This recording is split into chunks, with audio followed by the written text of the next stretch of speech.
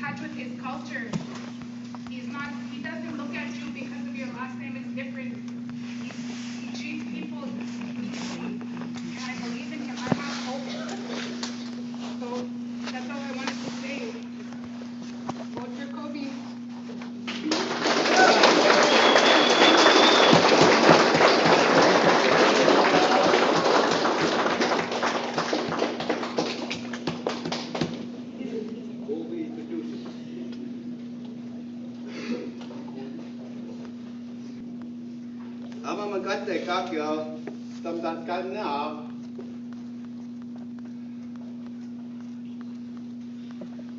You know, one of the fears that I have is that coming in 4 years, we won't be voting for a chief.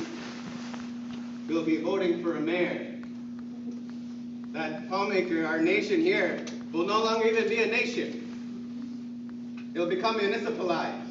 It'll become domesticated under the province. Never in all of our history have we been more at risk of becoming strangers in our own land. It's so close, it's so imminent. And this young man, he said something really interesting that caught my attention. He said, the only thing I see this election, the only change I see is the change in last names.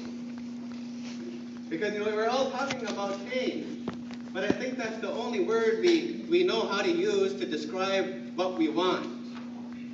And if you're to get specific of change, I think that it's more that we want truth, and we want authenticity.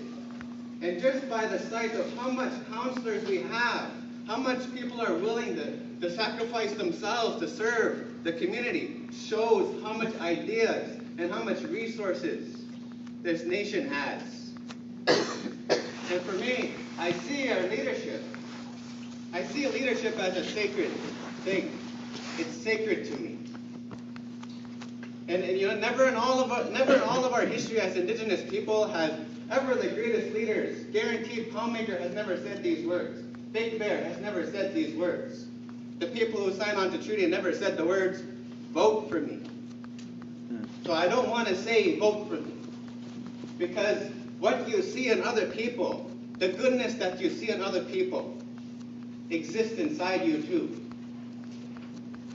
You won't be able to recognize the goodness in others if that didn't already exist inside you. So when you make the choice, I'm going to invite you and encourage you to make your choice a sacred choice. Keep it between you and the divine. Keep it between you and Creator.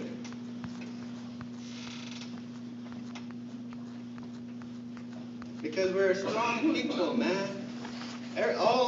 What all of Indigenous people around the world are fighting for and dying for in South America and Africa, what they're fighting for and dying for, we already have here. And I have a lot of faith in who we are and in how we make decisions as a community. Mama we tamsuin, coming together and making a decision collectively. That way with truth, those values that exist inside us. We all have them here. We all know what's truth. We all have a little scale inside that determines justice. You have it in you. And you know what? There has been policies of detribalization that our people experience. You know, we're experiencing genocide. They're arguing are the outcomes of genocide, of what our people have gone through. And these policies of detribalization and genocide, they're going to be successful. Our nation will become municipal. They will be successful so long as we continue to hang on to the hurt, the anger, and the pain, and direct it towards each other. That's the only way they're going to be successful. I thank you, the young people, for seeing yourself.